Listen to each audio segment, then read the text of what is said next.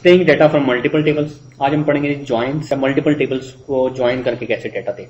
आपके एक्चुअली जो data store होता है आपके एप्लीकेशन का, वो कभी भी एक टेबल में डाटा स्टोर नहीं होता, ठीक है। और वो जो जब एप्लीकेशन बन रही होती है, एप्लीकेशन डिजाइन होती है, तो उसमें आपकी टेबल्स आइडेंटिफाई होती हैं, एंटिटीज जिनको आप कहते हैं, फिर उनके ऊपर नॉर्मलाइजेशन अप्लाई होती है, फिर उन्हें जब नॉर्मलाइज हो जाता है आपके, तो फिर वो आपके मल्टीपल टेबल्स बन जाते हैं। नॉर्मली आपकी एप्लीकेशन में there can be number of tables जिनमें आपका डाटा स्टोर होता है, ठीक है। तो अगर आप ये जो जिस पे आप प्रैक्टिस कर रहे हैं स्कीमा के ऊपर, एचआर के स्कीमा के ऊपर, इस पे अगर आप देखें तो एम्प्लॉयज का डाटा एम्प्लॉयज की टेबल में है, डिपार्टमेंट्स का डाटा डिपार्टमेंट्स के टेबल में है, फिर इसी तरीके से एम्प्लॉय हिस्ट्री है, फिर इस तरीके से लोकेशंस का टेबल अलग है, मल्टीपल टेबल्स हैं, 6-7 टेबल्स हैं जिनमें आपका ये सारा का सारा डाटा स्टोर हुआ है।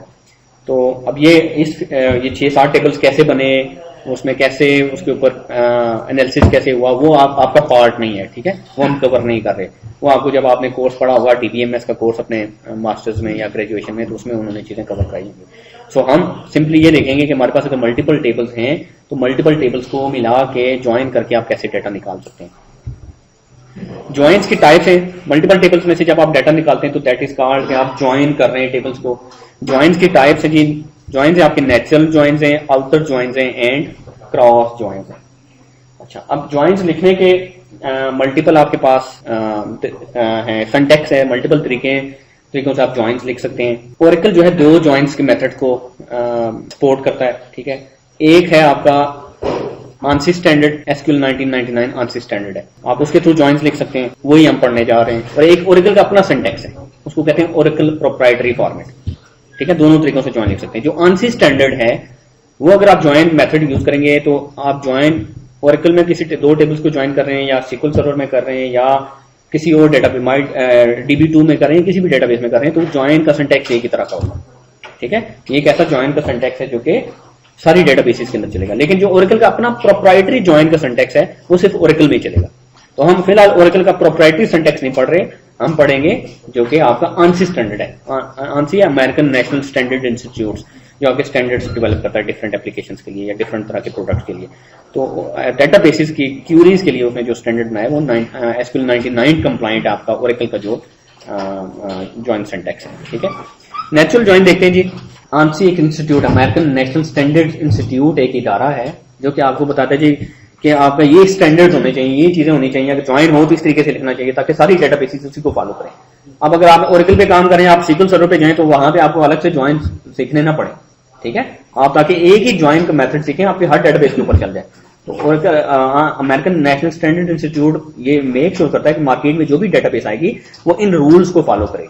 तो वो रूल्स हैं, सेट ऑफ रूल्स हैं जिनको ओरेकल कंप्लाई करता है। Natural joins, outer joins and cross joins. पहले हम नेचुरल ज्वाइंस पढ़ते हैं जी। नेचुरल ज्वाइंस क्या होते हैं? नेचुरल ज्वाइंस 2 टेबल्स, 2 या 2 से ज्यादा टेबल्स में से आप डाटा मिला के देखना चाह रहे हो जिनमें डायरेक्ट कोई रिलेशनशिप है, ठीक है, डायरेक्ट कोई रिलेशनशिप है, तो वो और ऐसा जो डाटा लेके आपको दिखाए जो कि ज्वाइन के कंडीशन को फुलफिल करते हो, तो वो आपका नेचुरल ज्वाइन कहलाता है। सिर्फ वो डाटा दिखाए जो ज्वाइन कंडीशन को फुलफिल करते हो, तो आपका नेचुरल ज्वाइन कहलाता है। नेचुरल ज्वाइन 3 तरीकों से लिखा जा सकता है, नेचुरल ज्वाइन के थ्रू, सिंटैक्स के थ्रू, यूजिंग के थ्रू या ऑन के थ्रू। ये 3 डिफरेंट तरीके हैं नेचुरल ज्वाइन लिखने के। है नेचुरल ज्वाइन लेकिन लिखने के 3 डिफरेंट तरीके। तीनों तरीकों को जरा पढ़ते हैं।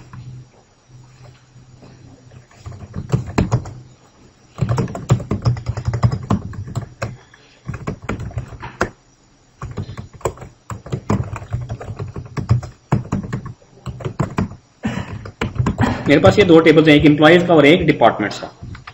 अगर मैं आपसे ये कहूं कि मुझे हर एम्प्लॉय का फर्स्ट नेम और उसके डिपार्टमेंट का नेम शो कराएं, तो आपको क्या करना पड़ेगा? एम्प्लॉय का नाम जो है या फर्स्ट नेम वो आपको एम्प्लॉयज के टेबल में से मिलेगा, उसके डिपार्टमेंट का जो नेम है वो आपको डिपार्टमेंट्स के टेबल में से मिलेगा। मींस कि आपको 2 टेबल में से डाटा लेके आना पड़ेगा। तो आपको इन दोनों का, अगर आपने 2 या 2 से ज्यादा टेबल्स को मिला के डाटा लेके आना है तो आपको चाहिए क्या? आपको पास प्री रेक्विजिट होना चाहिए कि इन दोनों टेबल्स को आपस में कैसे लिंक कैसे हो रहे हैं, ठीक है। उसको कहते हैं, वो आप देख सकते हैं, एक होती है ERD, एंटिटी रिलेशनशिप डायग्राम। आपको मींस कि इसको डाटा मॉडल भी कहा जाता है। आपको डाटा मॉडल पता होना चाहिए। फॉर एग्जांपल एम्प्लॉयज का जो टेबल है वो डिपार्टमेंट्स का टेबल है, वो आपस में इनका क्या रिलेशनशिप है वो आपको पता होना, वो डाटा मॉडल पता होना। आप ऐसे ब्लाइंडली जाके नहीं ज्वाइंस लिख सकते। आपके पास 2-4 टेबल्स आपको दे दें और कहेंगे ये डाटा दिखाइए, आपको चाहिए, तो आपको जब तक उनका रिलेशनशिप नहीं पता, आपको डाटा नहीं पता, उस वक्त तक आप जो है ज्वाइन नहीं लिख सकते। ठीक है, अब अगर यहां पे अगर आप देखें इसी दो टेबल्स के एग्जांपल लें तो इसमें देखें हर एम्प्लॉय का एम्प्लॉय आईडी है, फर्स्ट नेम लास्ट नेम है, और इसमें जी एक डिपार्टमेंट आईडी, तो वो किस डिपार्टमेंट में काम करता है। डिपार्टमेंट्स के टेबल में देखें तो डिपार्टमेंट आईडी है कि डिपार्टमेंट की कौन सी आईडी है। तो अगर आप ये देखना चाहिए कि कौन सा एम्प्लॉय कौन से डिपार्टमेंट है, तो डिपार्टमेंट आईडी और इसकी डिपार्टमेंट आईडी आपस में अगर आप ज्वाइन करते हैं तो आप डाटा देख सकते हैं। लेकिन एक और चीज भी है इसमें देखिए मैनेजर आईडी का कॉलम इसमें भी है और इसमें भी है। तो क्या होगा, क्या डिपार्टमेंट आईडी से ज्वाइन हो जाएगा और मैनेजर आईडी से ज्वाइन हो जाएगा? ऐसा करना पड़ेगा नहीं, अगर आपको सिर्फ डिपार्टमेंट हाँ, तो आपको इसलिए डाटा मॉडल पता होना चाहिए। आप ये ना हो कि आप अगर आपके पास लेट से ये तो एक सिंपल सी एग्जांपल है ना, लेट से एक आपके पास दो टेबल है, दोनों में आईडी का कॉलम भी है और आईडी 1 का कॉलम भी है, तो आप दोनों को आपस में ज्वाइन करते हैं। आपको डाटा मॉडल पता होगा तो कौन सी कॉलम को किस कॉलम के साथ किस वक्त ज्वाइन करना तब आपको पता चलेगा। So it is very important कि पहले आपको डाटा मॉडल समझ आए, फिर आप उसके ऊपर डाटा उस टेबल्स को ज्वाइन करके डाटा निकाल के ला सकते हैं। मैं यहाँ का डाटा मॉडल ये जो पर्टिकुलर केस यूज करें इसमें डाटा मॉडल अगर हम देखें तो डिपार्टमेंट आईडी जो है वो डिपार्टमेंट्स के टेबल की प्राइमरी की है, वो एज अ फॉरेन की गई हुई है एम्प्लॉयज के टेबल में एज अ डिपार्टमेंट आईडी। तो अगर आपने कौन से एम्प्लॉय का कौन सा डिपार्टमेंट है वो देखना हो तो एम्प्लॉय के टेबल की डिपार्टमेंट आईडी को डिपार्टमेंट्स के टेबल की डिपार्टमेंट आईडी से ज्वाइन करेंगे तो आपको डाटा दिखाएगा। और यहाँ पे जो मैनेजर आईडी है वो ये रिप्रेजेंट कर रही है कि कौन से डिपार्टमेंट का मैनेजर कौन सा है। मैनेजर आईडी एक्चुअली रेफर कर रही है एम्प्लॉयज के टेबल की एम्प्लॉय आईडी को, ना कि मैनेजर आईडी को, ये याद रखना है। तो आप ये देखना चाहें कि कौन से डिपार्टमेंट का मैनेजर कौन सा है, तो डिपार्टमेंट्स के टेबल की मैनेजर आईडी को आप एम्प्लॉयज के टेबल की एम्प्लॉय आईडी से ज्वाइन करेंगे। ये नहीं कि डिपार्टमेंट के टेबल के मैनेजर आईडी को एम्प्लॉय के टेबल की मैनेजर आईडी से ज्वाइन कर देंगे, ऐसा नहीं है। ठीक है, ये याद रखना है आपने। जरूरी नहीं है कि आपके दोनों जो प्राइमरी और फॉरेन कीज हों वो दोनों एक ही नाम से हों। यहाँ पे आप यहाँ की मैनेजर आईडी वहां की एम्प्लॉय आईडी से ज्वाइन होगी जब आप ये देखना चाहेंगे कौन से डिपार्टमेंट का मैनेजर कौन सा है। तो आपको डाटा मॉडल पता होना चाहिए। सो ये आपको डाटा मॉडल से पता चला है कि कौन आपस में टेबल्स का क्या रिलेशन है और वो आपस में। आप इसी तरीके से अगर आप एम्प्लॉयज के टेबल को भी देखें तो एम्प्लॉयज के टेबल में मैनेजर आईडी है जो कि इसी टेबल के एम्प्लॉय आईडी को रेफर कर रही है, जो कि ये शो कर रही है कि किसी एम्प्लॉय का मैनेजर कौन सा है। क्योंकि आपका जो नॉर्मल एम्प्लॉय है वो भी एम्प्लॉय है, जो मैनेजर है वो भी एक कंपनी में एम्प्लॉय है। तो आपका किसी एम्प्लॉय का मैनेजर कौन है वो सेल्फ ज्वाइन आप इसमें इस टेबल के साथ करेंगे। तो एक ही टेबल में प्राइमरी की है, उसमें फॉरेन की है। ठीक है, तो डाटा मॉडल पता होना जरूरी है। ये डाटा मॉडल मैंने थोड़ा सा आपको ओवरव्यू दे दिया। किसी भी जगह आप जाएंगे जब टेबल्स में से डाटा क्यूरी करेंगे तो आपके पास या तो कोई डॉक्यूमेंट होना चाहिए जिसमें टेबल्स का स्ट्रक्चर और उसका आपको आपस में रिलेशनशिप पता हो, या फिर आपके पास ईआरडी होनी चाहिए ताकि आपको पता हो कि कौन सा टेबल का कौन सा कॉलम किसी दूसरे के साथ कैसे लिंक हो रहा है और रीजन क्या है। ठीक है, हाँ जी, वो बाद में देखिए जब हम कॉन्स्टेंट्स पढ़ेंगे ना, डीडीएल पढ़ेंगे तो सब देखेंगे। ठीक है, इस वक्त ये देख लें कि दो टेबल्स को आपस में लिंक करने के लिए प्राइमरी की और फॉरेन की होती है। ठीक है, अच्छा, अब मैं लेट से मुझे हर एम्प्लॉय का फर्स्ट नेम उसके डिपार्टमेंट का नाम चाहिए, तो मैं करूंगा लिखूंगा जी select first underscore name comma department underscore name from में किसी भी एक टेबल का नाम ले लें। अब ये देखें फर्स्ट नेम कहां से आ रहा है, एम्प्लॉयज के टेबल में से, और डिपार्टमेंट नेम कहां से आ रहा है, डिपार्टमेंट्स के टेबल में से। तो आप लिखेंगे first name comma department name from employees, और फिर आप लिखेंगे नेचुरल ज्वाइन वो दूसरे टेबल का नाम। तो कोई भी टेबल पहले लिख लें, कोई भी बाद में लिख लें, इट डजंट मैटर। आप यानी फ्रॉम में पहले डिपार्टमेंट्स लिख लें, नेचुरल ज्वाइन लिखें और आगे एम्प्लॉयज लिख लें, इट्स अप टू यू, कोई फर्क नहीं पड़ेगा। ठीक है, अच्छा, अगर आप इस तरीके से डाटा लिखेंगे तो ये क्या होगा, इसमें 32 रोज दी हैं।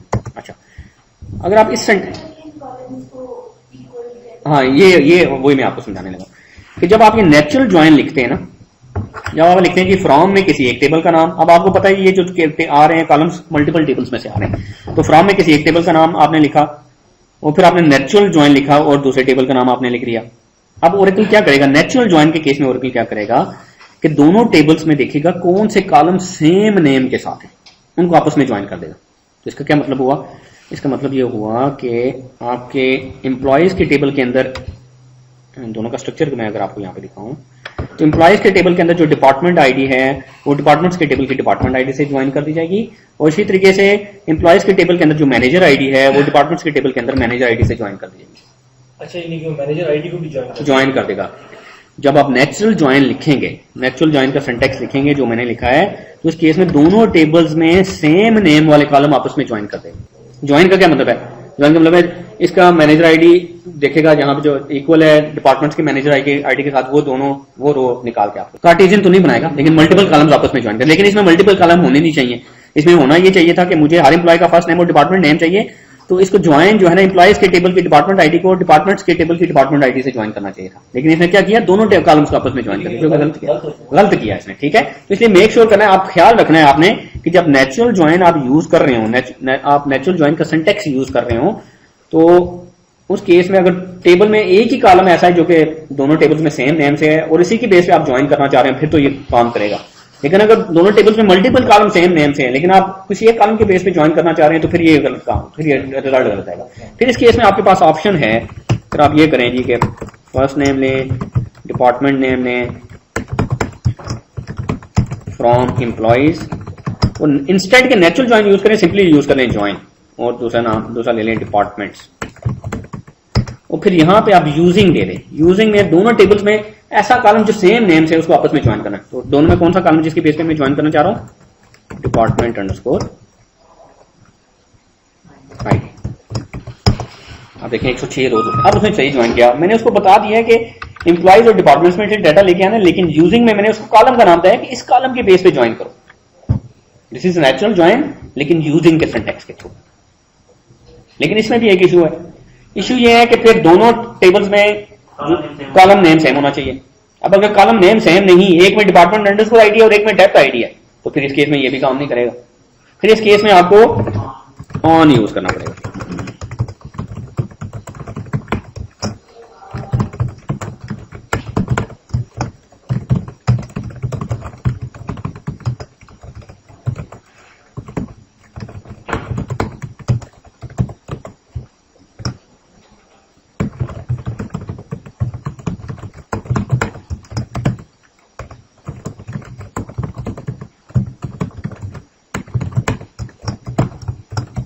ठीक है, तो आपको ऑन यूज करेंगे। जब आप ऑन यूज करेंगे तो आप में ऑन में पूरी कंडीशन बताएंगे कि कौन से टेबल के कौन से कॉलम को दूसरे टेबल के किस कॉलम से आपस में ज्वाइन करें।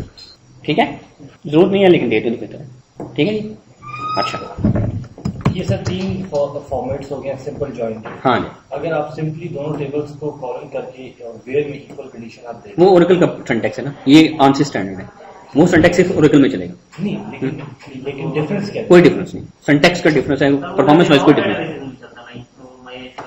हाँ चल जाता है, लेकिन आंसर स्टैंडर्ड नहीं है वो, that is not answer standard. मैंने किसी ने मुझे बताया है कि उसमें परफॉर्मेंस इम्पैक्ट है, क्योंकि जब आप ये करते हैं ना आप ऑन में, उसमें वो ये करता है कि जब फॉर्म में दोनों टेबल देते हैं तो पहले उनका कार्टेशियन प्रोडक्ट बनाता है, फिर वेयर में जाके डाटा को फिल्टर करता है। ठीक है, और इसमें वो जब आप रन टाइम में उसको कंडीशन दे रहे होते हैं, ठीक है, तो टेबल बनाते हुए वो उसको फिल्टर आउट करते हैं। ऐसा कुछ नहीं है, कोई फर्क नहीं पड़ता, 100% सेम रिजल्ट आएगा। अगर आपके दोनों टेबल्स में प्राइमरी फॉर्म की सेम नेम से नहीं है, तो फिर यूजिंग नहीं यूज कर सकते आप, फिर ऑन यूज करेंगे। ठीक है, अच्छा बेहतर तरीका ये होता है कि आप जो है टेबल्स को एलियस दें। जैसे एम्प्लॉयज को मैं ई का एलियस दे दूं, डिपार्टमेंट्स को डी का एलियस दे दूं, और ये एलियस फिर यूज करूं। अब ये मुझे पता है फर्स्ट नेम एम्प्लॉयज के टेबल में से आ रहा है, तो ई डॉट फर्स्ट नेम करूं, डिपार्टमेंट्स को डी डॉट डिपार्टमेंट नेम। इससे फायदा क्या होगा, परफॉर्मेंस इंप्रूव हो जाएगी। अदरवाइज वो फर्स्ट नेम सारे टेबल्स में जाके सर्च करेगा, एम्प्लॉयज में भी सर्च करेगा, डिपार्टमेंट में भी सर्च करेगा। अगर आप एम्प्लॉयज को आपने ई का नाम दे दिया, डिपार्टमेंट्स को डी का नाम दे दिया, ये जाके फिजिकली टेबल का नाम नहीं चेंज करेगा, मेमोरी में जाके टेबल्स को ई और डी के नाम से करेगा। अब यहाँ पे आपको पूरा एम्प्लॉयज डॉट नहीं लिखना पड़ेगा, E dot department ID equals to D dot department ID हम लिखेंगे। This is called alias. आप टेबल को एलियस दे सकते हैं। ठीक है, टेबल को एलियस कैसे देते हैं, फ्रॉम में टेबल का नाम देके स्पेस देके, इसमें एज नहीं दे सकते आप। कॉलम के एलियस देते वक्त एज दे सकते हैं, लेकिन टेबल को एलियस देते वक्त एज का कीवर्ड नहीं दे सकते। टेबल का नाम देके स्पेस देके कोई एलियस दे दें, ज्वाइन दूसरे टेबल का नाम देके स्पेस देके कोई एलियस दे दें। क्लियर? अब इसी को मैं मॉडिफाई करता हूं। इसे आप यही क्वेरी लिखें कि हर एम्प्लॉय का फर्स्ट नेम, उसका डिपार्टमेंट नेम चाहिए, ऐसे एम्प्लॉयज की इंफॉर्मेशन चाहिए जिनकी सैलरी 8000 से ज्यादा है, जिनकी सैलरी 8000 से ज्यादा है। हाँ, तो वेयर भी लगा सकते हैं और एंड के साथ भी कर सकते हैं इसको। ठीक है, नेक्स्ट जो कंडीशन है, ज्वाइन के बाद आप वेयर भी लगा सकते हैं।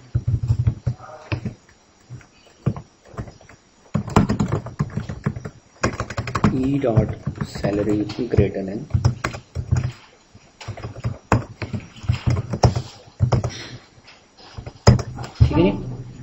एक्स्ट्रा जो कंडीशंस हैं जब आप लगाएंगे ज्वाइन के पहले आप ज्वाइन करेंगे दोनों टेबल्स को, जब आप कर रहे हैं तो फिर आप बाकी कंडीशंस बाद में लगाएंगे। ठीक है, वो तो देखें अगर आपको ग्रुप फंक्शन आ जाएगा किसी जगह तो फिर वो हैविंग डेफिनेटली यूज होगा, अदरवाइज हैविंग नहीं आएगा। हैविंग सिर्फ और सिर्फ ग्रुप फंक्शंस के लिए। तो नेचुरल ज्वाइन आपको समझ आ गया, नेचुरल ज्वाइन के क्लॉज के थ्रू, यूजिंग के थ्रू और ऑन के थ्रू, दोनों में तीनों में डिफरेंस पता चल गया। सिंपली नेचुरल ज्वाइन यूज करेंगे तो दोनों टेबल्स में सेम नेम के कॉलम आपस में ज्वाइन कर देगा। यूजिंग के थ्रू आप एक्स कॉलम का नाम बता सकते हैं कि सिर्फ इस कॉलम की बेस पे ज्वाइन करें, और ऑन के थ्रू आप पूरी फिर ज्वाइन कंडीशन देंगे तो ऑन ज्यादा बेहतर है। क्यों बेहतर है? क्योंकि उसमें आप पूरी कंडीशन एक्सप्लिसिटली दे रहे होते हैं। अच्छा, और ऑन उस केस में मैंडेटरी हो जाएगा जब आपकी जो कंडीशन है दोनों में ज्वाइन करने की वो इक्वी कंडीशन नहीं है। अगर आप यहाँ पे देखें, यहाँ पे मैंने इक्वल का साइन लगाया, अगर यहाँ पे कोई ऐसी कंडीशन होती बिटवीन की या लेस देन या ग्रेटर देन की यूज होती तो फिर ना तो यूजिंग यूज कर सकते हैं ना नेचुरल यूज कर सकते हैं, फिर ऑन ही यूज करना पड़ेगा। तो ऑन उस वक्त मैंडेटरी हो जाएगा जब कॉलम के नाम या तो दोनों टेबल्स में डिफरेंट है या फिर जो कंडीशन है वो इक्वी कंडीशन नहीं है, इक्वल टू का साइन नहीं है। वो बताता हूँ, वो आगे पढ़ते हैं। बिल्कुल कर सकते हैं, वेयर की जगह एंड भी कर सकते हैं। अब यूजिंग जब आप यूज करेंगे, मैंने यहाँ पे एक क्यूरी लिखी थी यूजिंग के through.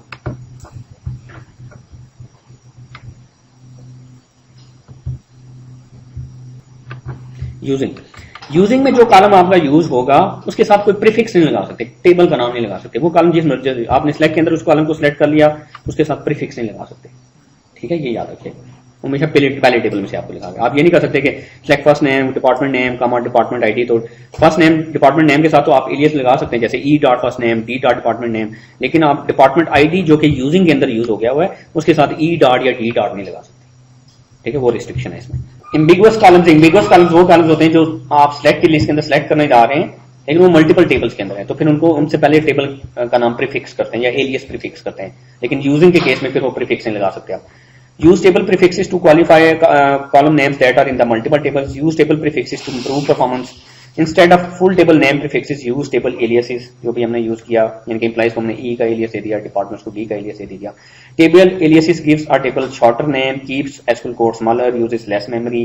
Use column aliases to distinct columns that have identical names but reside in different tables. जैसे आप department ID दोनों tables में से शो कर रहे हैं, तो कौन सा डिपार्टमेंट आईडी कौन से टेबल में से शो आ रहा है उसको एलियस डिफरेंट दे दें ताकि आप आउटपुट में आइडेंटिफाई कर सकें कि कौन सा डिपार्टमेंट आईडी किस टेबल में से आ रहा है। The natural join class is based on all the columns in the two tables that have the same name. ठीक है, सेम नेम वाले जो कॉलम्स होंगे आपस में ज्वाइन कर देगा। तो इसलिए मेक श्योर करना है कि अगर आपके सेम नेम का एक ही कॉलम है उसी बेस पे आप ज्वाइन करना चाह रहे हैं तो फिर तो ठीक है, अदरवाइज फिर ये नेचुरल ज्वाइन यूज करेंगे। लेकिन डिपेंड करता है, आपको पता तो नहीं, आपके देखें हाँ मतलब दोनों में ऑन ज्यादा यूज होता है और रीडेबिलिटी की कुछ भी ज्यादा है ना, आपको पता है कंडीशन क्या लग रही है, कौन सा कॉलम का कौन से टेबल का कौन सा कॉलम आपस में ज्वाइन हो रहा है, रीडेबिलिटी उसमें ज्यादा है। हाँ ठीक है, अदरवाइज कोई डिफरेंस है, परफॉर्मेंस वाइज कोई डिफरेंस नहीं है। लेकिन सर ये भी श्योर है कि इसमें जो ये फॉर्मेट है और जो इक्वल वाला है उसमें कोई डिफरेंस है। आप करके देखिएगा इसको, वो बड़ा डेटा को सेट पे करेंगे तो आपको पता चलेगा। जैसे एक बार किया था वो गलती से सेकंड्स का डिफरेंस आ गया, मतलब एक क्यूरी जो 20 सेकंड में नहीं देखें नहीं, वो पता है क्या, आप एक दफा जब आप क्यूरी रन कर लेंगे कोई भी एक, वो दोबारा रन करेंगे ना तो ये इस क्यूरी का एक तो एग्जीक्यूशन प्लान पहले से बन गया होगा, दूसरा डेटा पहले से मेमोरी के अंदर पड़ा होगा डाटा, तो आप क्या करें कैशे फ्लश कर गए तो फिर दोबारा से आप रन करें। हाँ नहीं, आप देखें एक दफा डाटा आप एक ज्वाइन लिखा ना आपने तो डाटा तो मेमोरी के अंदर आ गया हुआ है, अब दोबारा लिखेंगे तो डाटा मेमोरी में से आएगा, हार्ड डिस्क से नहीं आएगा, तो वो वहां पे डिफरेंस। यानी जी creating joins with using clause if several columns have the same names but the data types do not match, ये डाटा टाइप्स का इशू नहीं है, डाटा टाइप डिफरेंट भी होंगे तब भी ज्वाइन कर देगा। Natural join can be applied using the using clause to specify the columns that should be used for an equi join.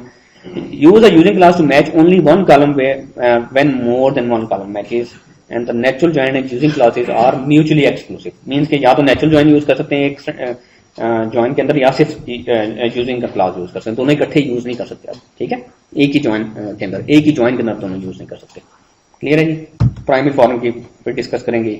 Table alias जो है, जैसे यहाँ पे देखें where location ID equal to 1400 उसने दिया है तो डी डॉट लोकेशन आईडी दे दिया आप, क्योंकि वो यूजिंग के अंदर आपने लोकेशन आईडी यूज कर लिया था तो लोकेशन आईडी के साथ किसी भी जगह आप एलियस यूज। ऑन के through the join condition for the natural join is basically an equi join, equal to का साइन होता है, of all columns with the same name. Use the on clause to specify arbitrary condition और specify column to join. The join condition is separated from other search conditions.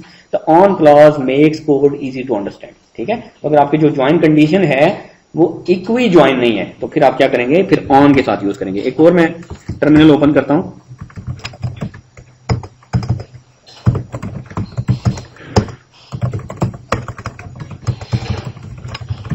एक user है जी Scott, उसका password bite default है tiger.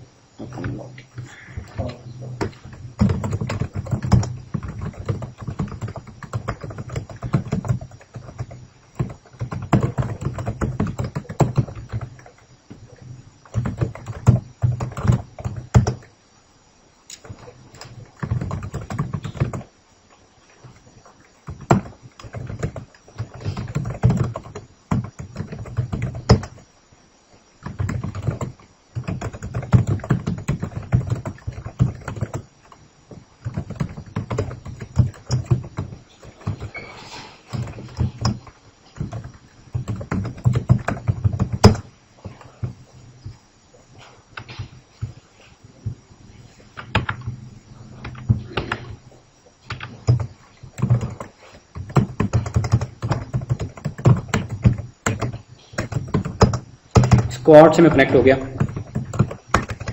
इसमें एक table है employees का M, क्योंकि ये जो ज्वाइन है वो हमारे पास वो डाटा नहीं है एचआर के टेबल में स्कीमा में, तो मैं एक डिफरेंट यूजर से कनेक्ट हूँ स्क्वाड यूजर से, ठीक है। और एक टेबल है मैं करता हूँ सेलेक्ट स्टैटिक फ्रॉम एम।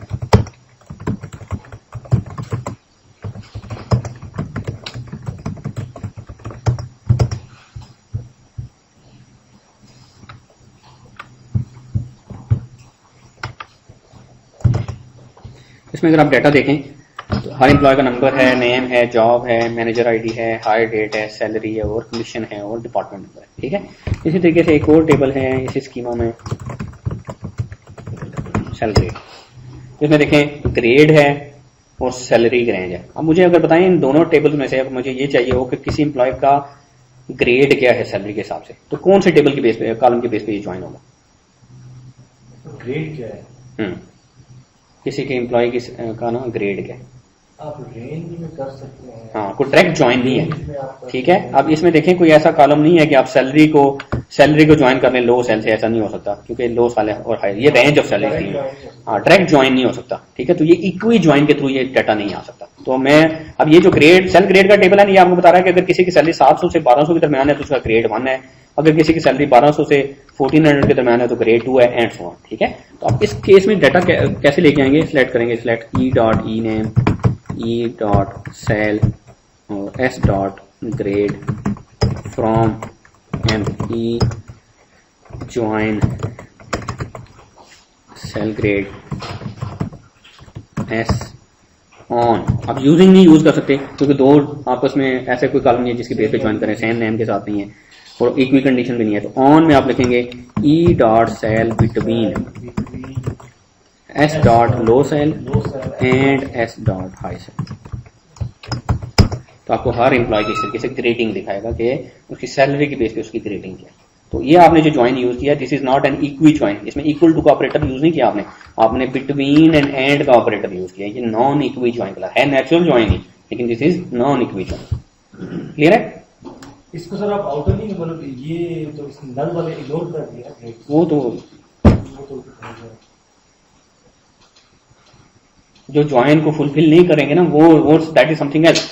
आपका जो ज्वाइन है वो इक्वी है या ठीक है जी, आउटर ज्वाइन आगे पढ़ेंगे ना फिर आपको समझ आ जाएगा। और अगर आपने मल्टीपल टेबल ज्वाइन करेंगे तो अभी तक हम 2 टेबल ज्वाइन कर रहे हैं ना, और आपने 3 टेबल ज्वाइन करने हैं। फॉर एग्जांपल मैंने अगर यहाँ पे मैं आपको टेबल्स का स्ट्रक्चर दिखाऊं तो एम्प्लॉयज का टेबल है,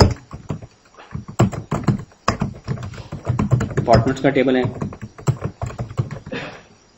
लोकेशंस का टेबल है। तो कौन सा एम्प्लॉय कौन से डिपार्टमेंट में काम करता है वो डिपार्टमेंट्स के अंदर है, और कौन सा डिपार्टमेंट किस लोकेशन पे है वो लोकेशन का टेबल अलग है। लेट्स से डिपार्टमेंट जो नंबर 10 है वो कौन सी उसमें है लोकेशन पे, उसका सिटी कौन सा है। तो आपकी लोकेशन के टेबल की लोकेशन आईडी डिपार्टमेंट्स के अंदर लोकेशन आईडी में आ रही है। तो मैं ये देखना चाह रहा हूँ कि कौन सा एम्प्लॉय कौन से डिपार्टमेंट के अंदर काम करता है और वो डिपार्टमेंट किस सिटी में, या कौन सा एम्प्लॉय किस सिटी में काम कर रहा है। तो 3 टेबल्स को आपस में ज्वाइन करना पड़ेगा। तो तीनों को ज्वाइन करते हैं।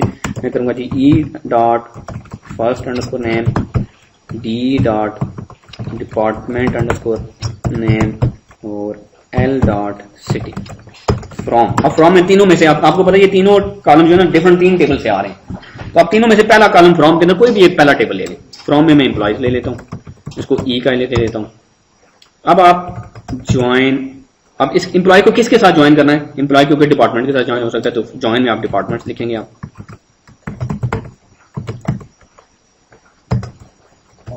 ऑन लिख लें या यूजिंग लिख लें, आपकी मर्जी है। On E dot department I D equals to D dot department underscore I D, फिर आप लिखेंगे ज्वाइन और तीसरा टेबल लोकेशंस, उसको एल का एलियास दे देंगे। अब आप ऑन लिख लें या यूजिंग लिख लें, आपकी मर्जी है। ऑन ही लिख लेते हैं, D dot location I D equals to L dot location. ठीक है, तो आपने क्या किया, एम्प्लॉयज और डिपार्टमेंट्स को डिपार्टमेंट आईडी की बेस पे ज्वाइन कर दिया और डिपार्टमेंट्स और लोकेशंस को आपने लोकेशन आईडी की बेस पे ज्वाइन कर दिया। ठीक है, तो आपको ये सारी डिटेल्स क्लियर है जी। मल्टीपल टेबल्स आप ज्वाइन करना चाह रहे हैं तो ज्वाइन का सिंटैक्स लिखें, फिर उन दोनों की ज्वाइन कंडीशन दें, फिर ज्वाइन का कीवर्ड लिखें। यहाँ पे आप नेचुरल ज्वाइन भी लिख सकते थे, नेचुरल ज्वाइन लोकेशन सिंपली ये लिख देते तो फिर वही ज्वाइन हो लेता। आप सिंपली ज्वाइन और आगे यूजिंग भी, यहाँ पे ऑन की जगह यूजिंग भी लिख सकते थे। तो मल्टीपल ज्वाइन सिंटैक्स मिक्स करके भी आप लिख सकते हैं।